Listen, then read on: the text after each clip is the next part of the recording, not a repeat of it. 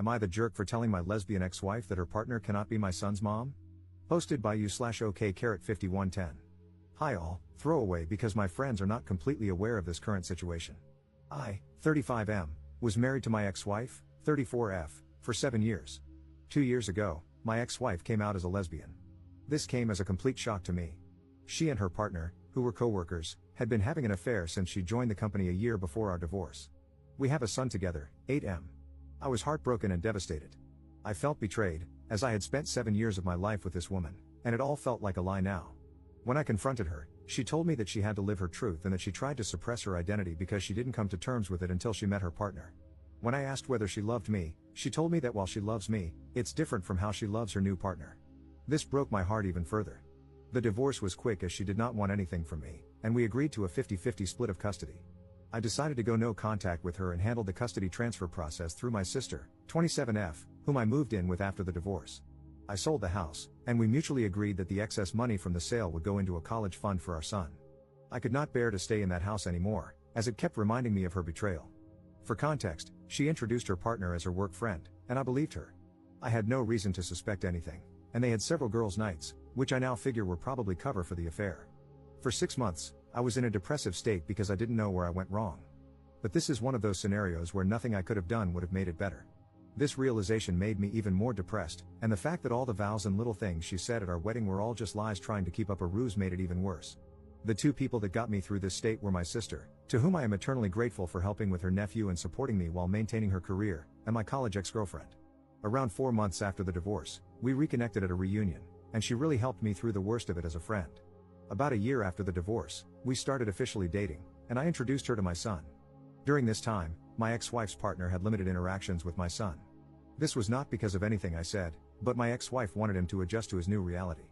My son is at that weird age where he understands what's going on but doesn't fully grasp the situation. If you know, you know. He understands that mommy has a girlfriend and that mommy and daddy are no longer together.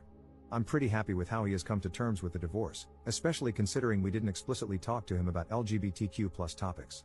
We had decided that we could discuss these things when he's a bit older. Around 8 months ago, my ex told me she was officially moving in with her partner and that she was engaged. At this point, I was still no contact except for brief conversations concerning our son. She invited me to the wedding, but I declined. They were planning a destination wedding in Spain, where her girlfriend lives. She wanted to take our son to the wedding, which would require him to miss school for a week since she also wanted him to meet her girlfriend's family. I told her that missing school for a week didn't make sense and suggested she plan her wedding during his vacation, as she didn't yet have a fixed date. She argued that they likely wouldn't find a date aligning with his vacations, as they wanted to get married as soon as possible. I relented and agreed, since I didn't want to interact with her further, and it was within her rights to have her son at her wedding. The problem started when my son returned from the wedding. He was supposed to stay with me, as we have a flexible week-in/week-out custody arrangement. She wanted to take my son on her honeymoon so he could bond with his new stepmother.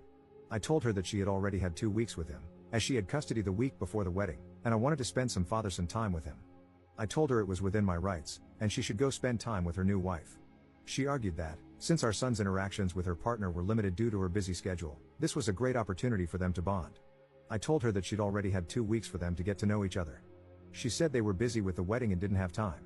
I explained that I had taken vacation days to go to a motorcycle expo and build a Lego set, 2 things my son absolutely loves. She kept arguing, and I finally told her that custody arrangements are in place for a reason, and that was one thing I would not negotiate. She got angry and left. My son and I had a great time together. I even got him one of those kid-sized motorcycles since he liked them so much. Over the next few weeks, we returned to our week-in/week-out routine. One day, I saw that my ex had posted a photo shoot of them and my son under the caption #lesbianmommies. I thought it was just a post, but the way it portrayed them as a family didn't sit right with me. When I had my son for the week, I asked if his mom was saying anything to him. He hesitated but eventually told me that his mother had been trying to convince him to call her partner mom. This shocked me, as I never expected my ex to do this. Then again, I've been wrong before. I asked if it was something he wanted, and he said he felt much more comfortable calling her by her first name and that calling 2 people mom felt weird. I told him it was okay and that he shouldn't feel pressured to do anything. I called my ex and asked to meet up because this was serious, and I wanted to discuss it. I confronted her, and she told me that since she and her partner were married, it was only natural for our son to have 2 moms now. I told her it wasn't okay to pressure him into calling her partner mom, as she is not his mother, doesn't have an active parenting role in his life, and any major parenting decisions require both of us. She tried to argue that, since my girlfriend and I were getting serious, I might eventually want our son to start calling her mom. I told her that, even if we became serious, I would never try to convince our son to call her mom because he already has 2 parents, and he doesn't need more. Then she dropped a bombshell. She and her partner were hoping that, down the line, they could file for adoption. She assured me I'd still be able to see my son but wanted her and her wife to have legal guardianship because they wanted to build a family. I told her absolutely not, and that our partners have no say in our son's life. She accused me of being homophobic for denying her the right to a complete family. I told her that her life choices are hers, but our son's life is something we decide together. The issue escalated further when, 3 weeks later, I found out that my ex had enrolled our son in Spanish lessons, which he told me he hated. For context, my ex is Latin, and her partner is Spanish, so they speak Spanish at home.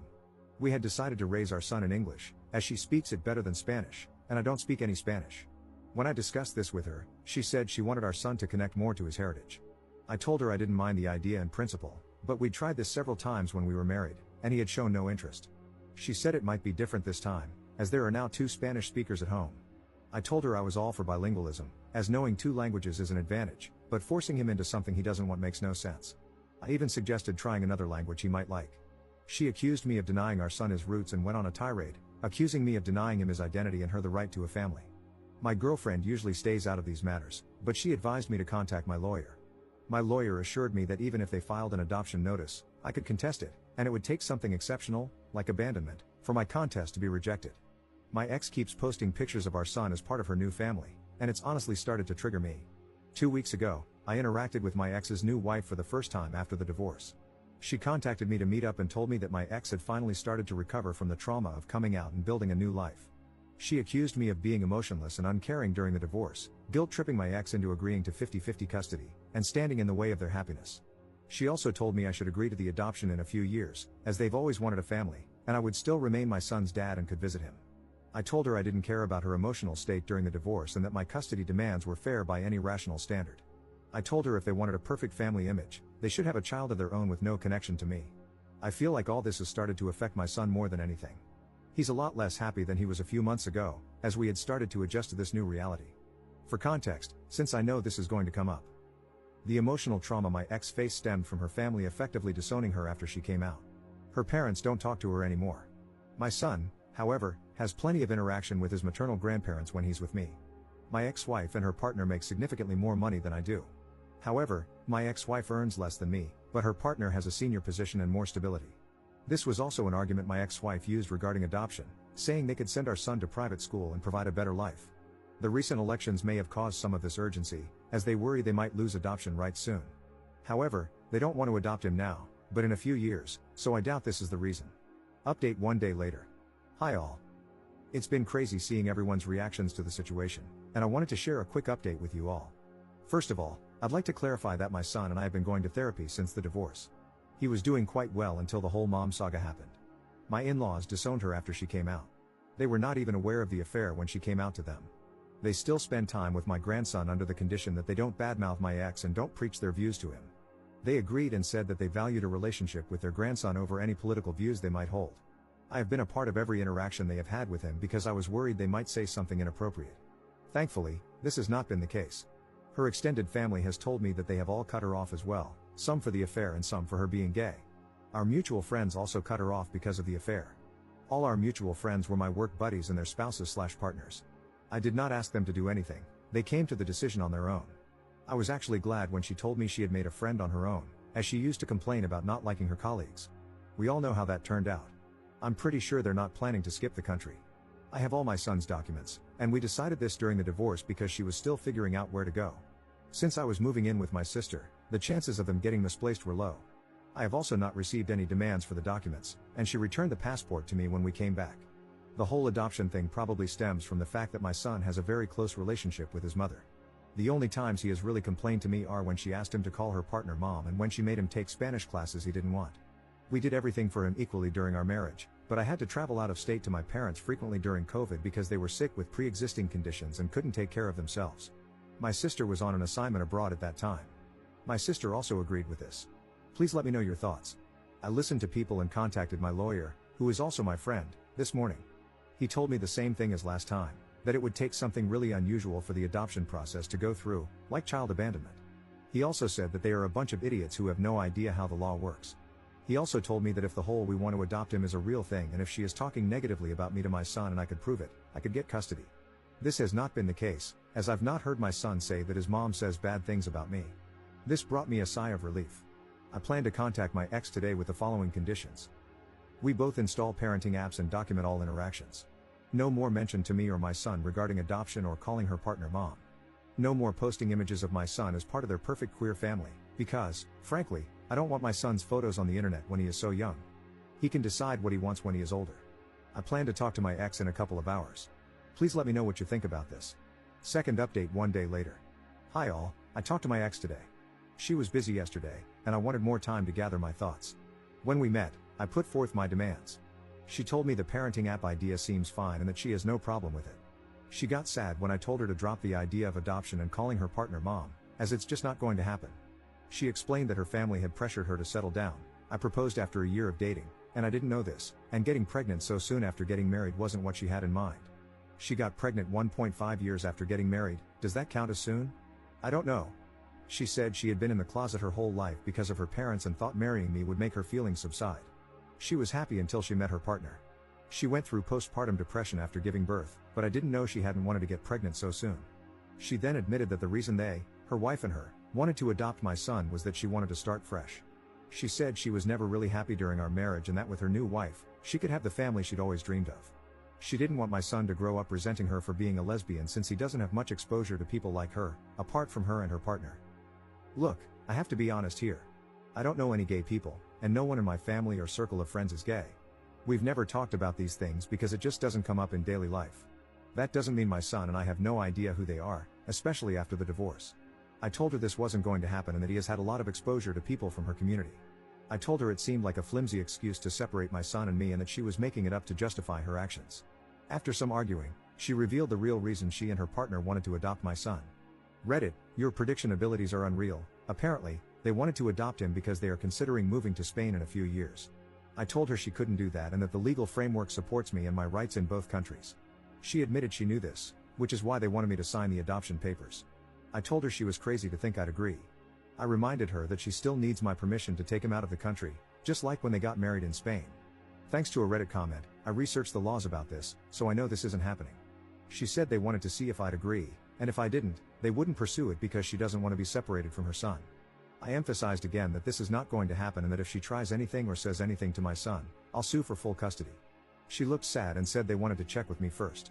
I told her, in what world would you expect me to give you and your wife full custody? First, you divorce me, leave me for a woman, and then expect me to sign over my child and act like nothing happened? I told her from now on, every interaction will be documented, and if I suspect anything, I'll sue for full custody. She seemed scared at the idea of losing custody. I don't think she considered that possibility, and she agreed.